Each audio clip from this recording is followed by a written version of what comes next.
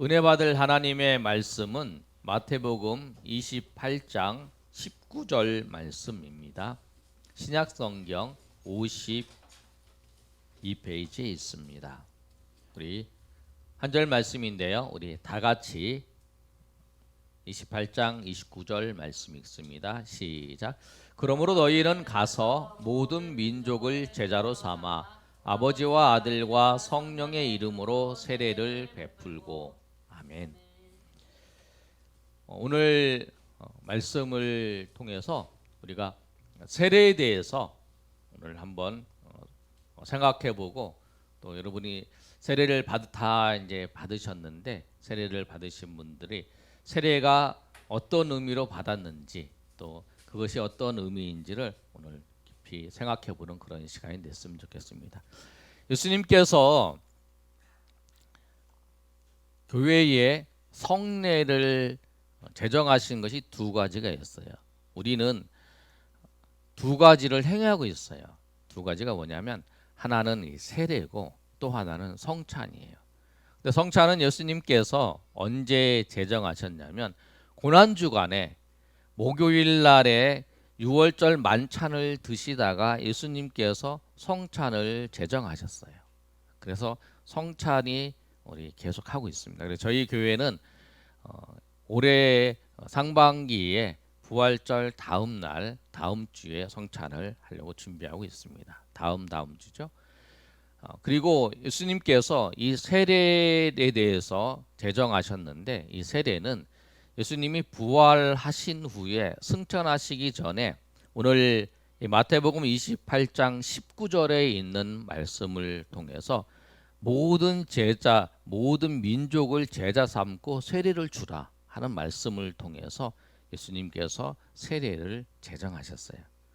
그런데 우리가 이제 생각해 볼 게 있는데 그게 뭐냐면 예수님이 오늘 이 말씀 중에서 가장 이제 여러분이 잘 아시는 것처럼 지상 명령이 예수님께서 가장 큰 명령, 가장 높은 명령이 이 명령이 누구도 거역할 수 없는 이 명령이 예수님의 지상 명령입니다. The Great Commission이라고 하는데 그런데 이 지상 명령의 19절 내용이 가서 제자를 삼고 세례를 주라는 거였어요. 그런데 이게 세례를 오늘 이 말씀을 통해 살펴보겠는데 세례는 누가 제정하셨냐면 세례는 예수님이 제정하셨습니다. 우리 한번 다 같이 읽어보겠습니다. 시작. 세례는 예수님이 제정하셨어요. 근데 오늘 마태복음 28장 19절 말씀 보면 예수님이 세례를 주라고 말씀하셨는데 우리가 생각할 때 이제 무슨 생각이 드냐면 여러분이 성경을 잘 읽어보신 분들은 이제 세례 성경에 세례하면 생각나는 사람이 있어요. 누구지요?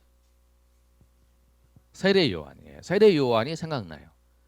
세례 요한이 생각나서 예수님이 세례 요한에게 세례 받는 것도 성경에 기록돼 있고 또 세례 요한이 먼저 세례를 베풀었지 않느냐 그렇게 생각을 우리가 할 수 있어요.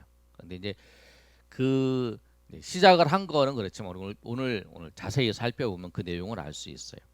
세례의 시작은 누구부터였냐면 세례 요한부터 시작을 했습니다. 요한복음에 사도 요한 우리 세례 요한하고 사도 요한하고 달라요. 사도 요한복음을 기록한 요한은 사도 요한이에요. 사도 요한이 예수님의 제자지만 세례 요한은 예수님이 오시기 전에 예수님이 사역을 하시기 전에 예수님을 증거했던 사람이 세례 요한이에요. 그런데 세례의 시작은 세례 요한이 시작을 했습니다. 요한복음 1장 33절의 말씀을 보면 이렇게 기록되어 있어요. 우리 한번 읽어볼까요? 시작. 나도 그를 알지 못하였으나 나를 보내어 물로 세례를 베풀라 하신 그이가 나에게 말씀하시되 성령이 내려서 누구에게든지 머무는 것을 보거든 그가 곧 성령으로 세례를 베푸는 이신 줄 알라 하셨기에 아멘. 요한복음에 요한이 기록할 때 뭐냐면 나도 이 세례 요한이 얘기하는 거예요. 세례 요한이 나도 그를 알지 못한다는 거예요. 그런데 나를 보내어 물로 세례를 베풀라고 하신 그이가 물로 세례를 베풀라고 하신 그이가 누구냐면 하나님이세요. 하나님께서 세례 요한에게 물로 세례를 베풀라라고 말씀하신 거예요. 그래서 하나님께서 말씀하셔서 그 말씀을 따라서 요한이 물로 세례를 베풀었어요. 물로 세례를 베풀었는데 방송실 이 PPT 말씀 띄워주세요. 그랬는데 뭐를 말씀하고 있냐면 물로 세례를 베풀 때에 성령이 내리면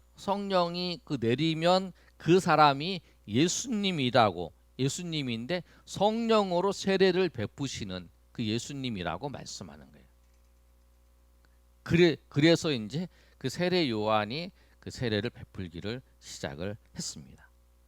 그래서 이제 34절의 말씀을 보면 그 세례를 베풀 때에 그 성령이 임하셔서 내가 그를 보고 그가 하나님의 아들이신 것을 내가 증언했다는 거예요. 성령이 임하는 걸 보고 내가 그분이 하나님의 아들이라고 하는 것을 증언했다는 거예요. 그래서 세례 요한이 세례를 베푸시고 또 예수님이 세례 요한을 세례를 받으셨어요. 그리고 이제 그런 과정에 있었어요. 그런데 세례 요한도 세례를 베풀었지만 예수님의 제자들도 세례를 베푸셨어요. 요한복음 3장 22절에 보면 뭐라고 말씀하고 있냐면 예수님의 제자들이 세례를 베푸셨는데 그 뭐라고 기록되어 있냐면 이렇게 기록되어 있어요. 3장 22절 말씀을 보면 그 후에 방송실 PPT 준비 안 됐어요? 3장 22절 제가 읽겠습니다. 그러면 그 후에 예수께서 제자들과 유대 땅으로 가서 거기 함께 유하시며 세례를 베푸시더라. 예수님이 예수님의 제자들과 같이 그 유대 땅에 거하시면서 세례를 베푸셨다는 거예요. 그런데 세례 요한이 세례를 베푼 거하고 예수님의 제자들과 예수님이 예수님의 제자들이 베푼 거 누가 더 많이 베풀었냐면 누가 더 많이 베풀었겠어요? 여러분 생각해. 누가 많이 베풀었냐면 예수님의 제자들이 더 많이 베풀었어요. 그래서 요한복음 4장 1절에 이렇게 말씀하고 있어요. 뭐라고 말씀하고 있냐면 요한복음 4장 1절에 예수께서 제자를 삼고 세례 베푸시는 것이 요한보다 많다 하는 말을 바리새인들이 들은 줄을 주께서 아신지라. 예수님의 제자들이 더 세례를 많이 베푸는 거예요. 요한보다. 그런데 그걸 이제 예수님이 아신 거예요. 그런데 이 사도 요한이 정확하게 예수님이 세례를 베풀었는지 안 베풀었는지 4장 2절에 기록되어 있어요. 우리 4장 2절의 말씀을 보면 이렇게 기록되어 있어요. 뭐라고 이렇게 한번 읽어볼까요? 앞에 있습니다. 시작. 예수께서 친히 세례를 베푸신 것이 아니요 제자들이 베푸신 것이라. 그래서 예수님께서 세례를 베푸신 것이 아니라 제자들이 세례를 베푼 거예요. 그래서 예수님은 물로 세례를 베푸신 적이 없어요. 제자들이 다 세례를 베푸신 거예요. 그런데 그 요한의 세례는 무엇을 말하냐면 회개하는 사람에게 그 회개의 표로 이 세례를 주는 거였어요. 물로. 그래서 마태복음 3장 6절에 뭐라고 말씀하냐면 자기들의 죄를 자복하고 요단 강에서 그에게 세례를 받는다라고 말씀해요. 세례를 그 당시에 요구하는 세례는 뭐냐면 이 사람이 하나님 앞에 죄를 회개했어요. 하나님 앞에 죄를 회개했는데 그 회개한 것을 그 표로 이 사람은 회개했습니다라고 하는 것을 보여주기 위해서 도장을 찍어주잖아요. 우리가 이제 예전에 뭘 하면 도장을 딱 찍어주는 것처럼 그걸 했다는 것을 이제 증거하기 위해서 물로 세례를 준 거였어요. 이게 이제 회개의 세례예요. 근데 예수님이 제정한 거고 그 요한의 세례는 어떻게 다르냐면 똑같이 물로 세례를 줘요. 물로 세례를 줘.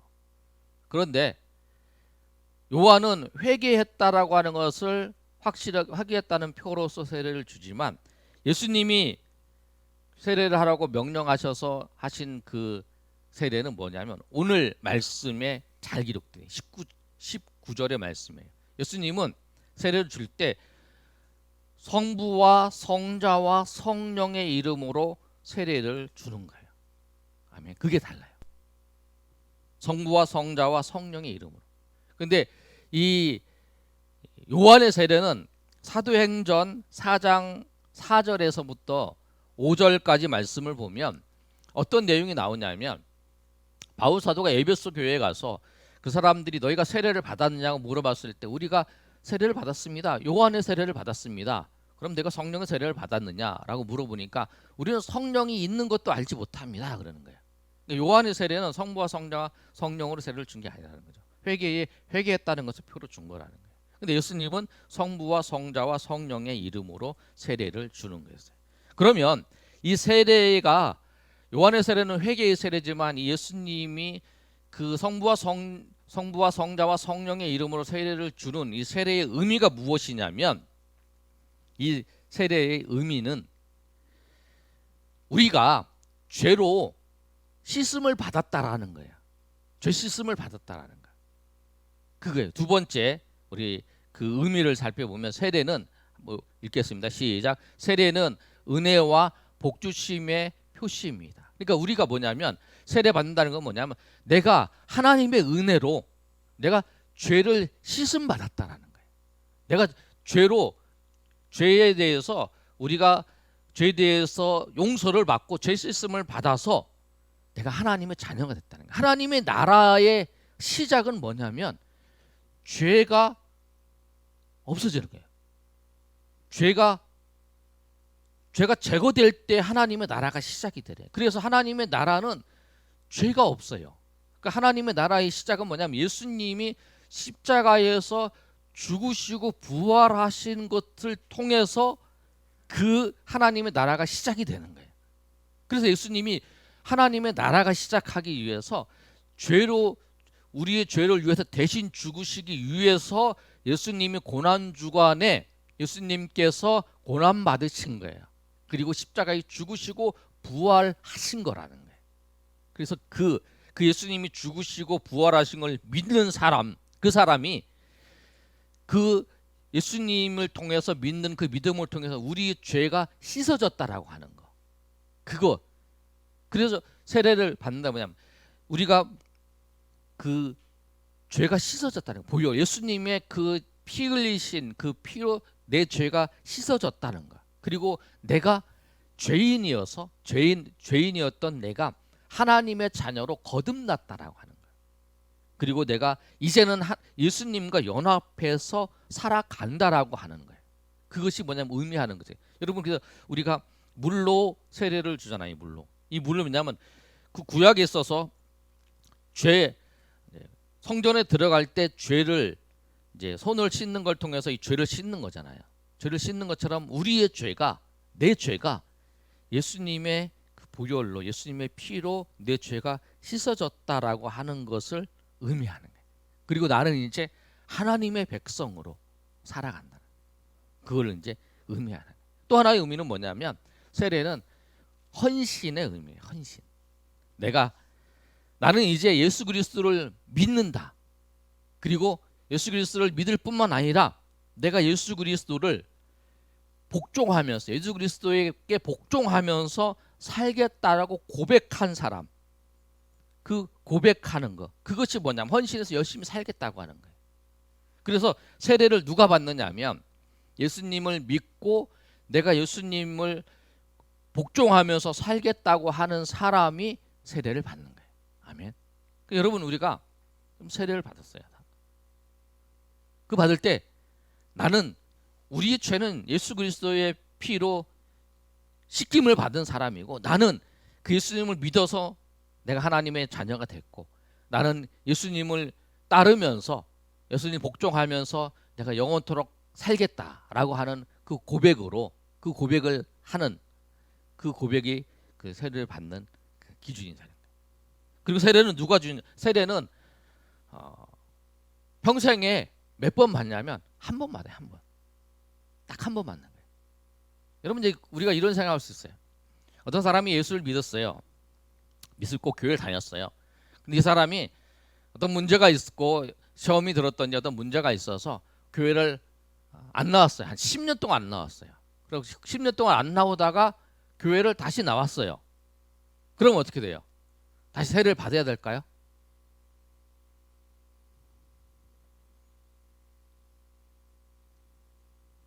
세례를 안 받아야 돼. 세례는 딱 한 번 받는 거예요. 세례 한 번. 그래서 세례는 그 한 번 내가 예수 그리스도를 믿고 고백한, 그리고 하나님의 자녀가 됐다라고 하는 것을 상징하는 그 표를 한 번 받는 거예요. 그리고 세례는 아까 말씀드린 것처럼 물로 세례를 주는 거예요. 근데 성경에 보시면 우리 여러분이 이제 그 예수님의 영화 같은 거를 이제 보시잖아요. 그럼 예수님의 영화를 보시면 세례 요한이 세례를 줄 때 물로 쑥 들어갔다가 강물 같은 데 쑥 들어갔다가 쑥 나오는 거 이렇게 볼 거예요. 그리고 뭐 비둘기가 이렇게 쫙 하는 거 그림으로 이제 장면을 볼 거예요. 세례 요한은 그렇게 세례를 줬는데, 세례는 물로 이렇게 이게 한 번씩 이렇게 뿌리거나 아니면 물로 붓거나 다 똑같은 거예요. 그런데 처음에 이제 세례 요한은 그렇게 줬지만 초대 교회의 그 사도행전의 내용을 보면 3,000명이 세례를 받으려면 그 물로 이렇게 들어갔다 나오게 하는 것이 어렵다는 거예요.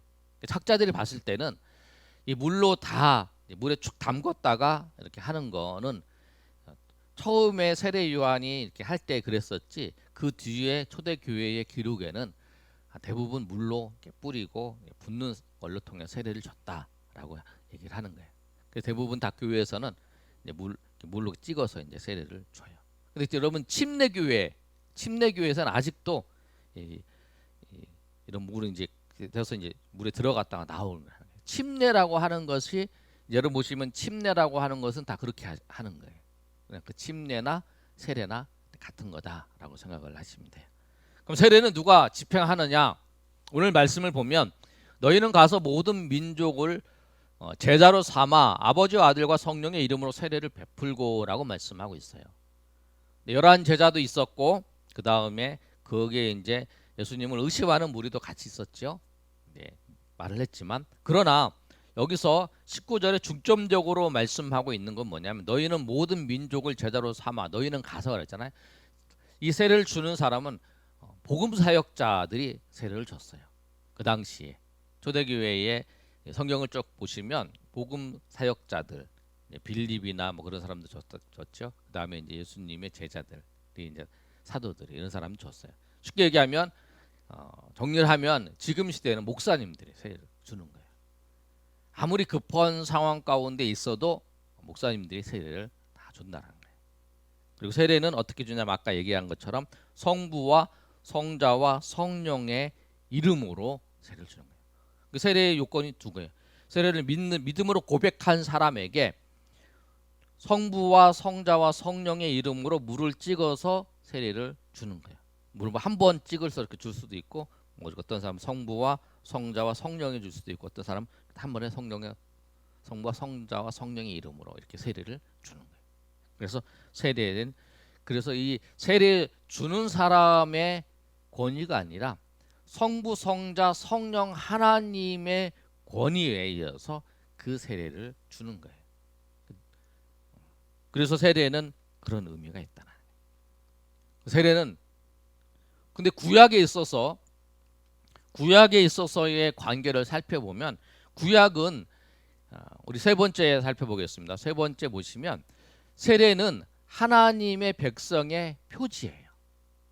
왜냐하면 내가 하나님의 백성이 되었다라고 하는 그 표가 뭐냐면 그 세례예요.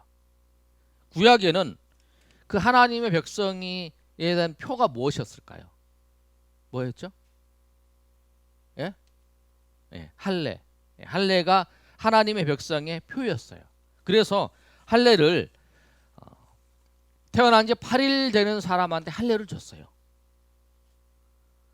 태어난 지 8일만 됐으면 할례를 줬어요. 그래서 이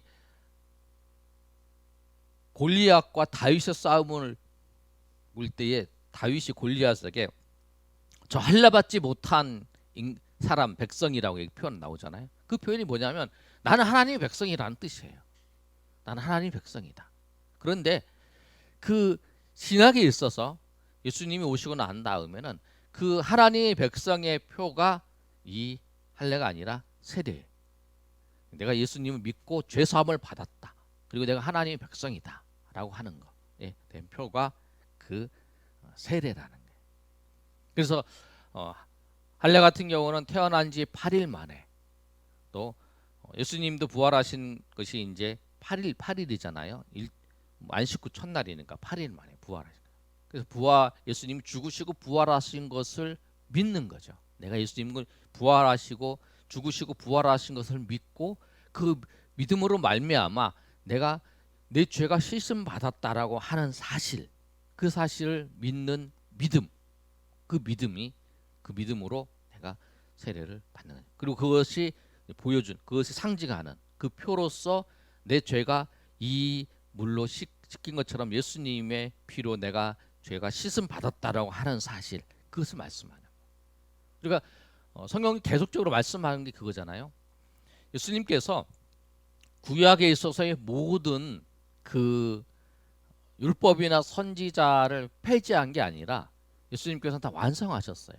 우리 마태복음 5장 17절에 내가 율법을 폐하러 온 것이 아니라 완성하러 오셨다고 말씀하잖아요. 구약의 그 하나님 백성의 표했던 할례를 이제 무엇으로 완성을 하셨냐면 그 예수님께서 그 세례로 완성을 하신 거예요. 6월절의 만찬을 예수님께서 무엇으로 완성을 하셨냐면 성찬으로 완성을 했어요. 그래서 우리 개신교에는 두 가지의 성례가 있어요. 그게 뭐냐면 하나가 우리가 세례 베푸는 거는 평생에 한 번 맞는 거고, 그 다음에 성찬은 우리가 계속 받는 거죠. 죽을 때까지, 우리가 예수님이 오실 때까지 그 성찬을 받는 거예요.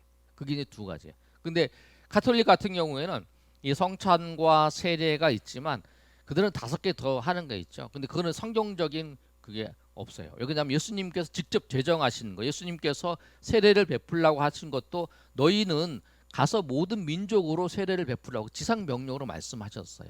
그리고 이 분부한 모든 것을 가르쳐 지키게 하라. 그럼 내가 너희와 항상 함께 있을 것이다라고 말씀하셨어요. 그리고 예수님께서 또 그 6월절 만찬 하시다가 예수님께서 성찬을 제정하시면서 성찬을 예수님께서 그 예수님이 다시 오시는 그날까지, 천국에서 할 때까지 이 성찬을 계속하라고 말씀하셨어요. 그래서 그 예수님께서 직접 제정하시고 말씀하신 그 말씀을 따라서 우리가 두 가지의 성례를 지키는 거예요. 그래서 말씀을 따라서, 나머지는 예수님께서 뭐 견진돼 있고 뭐 서품을 할 때 신부가 될 때 그런 거, 죽을 때 이제 임종 예배 드리는 것처럼 그런 거 있잖아요. 근데 예수님께서 말씀을 안 하셨어요. 그래서 우리가 말씀을 안 하셨기 때문에 그걸 안 지키는 거예요.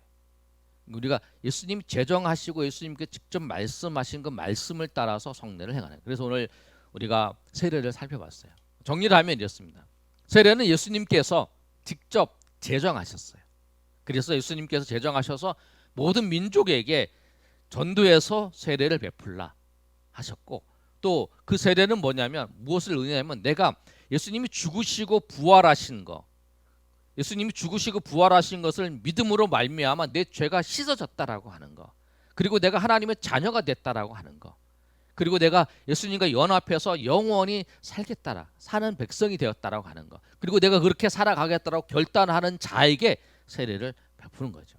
그리고 그 세례는 뭐냐면 또 하나, 구약에서 그 하나님의 백성의 표로, 내가 하나님의 백성이라고 하는 것을 표해 주는 거예요. 그러니까 그 세례라는 뭐냐면 하나님의 백성의 표라는 거예요. 그러나 여러분 그건 있어요.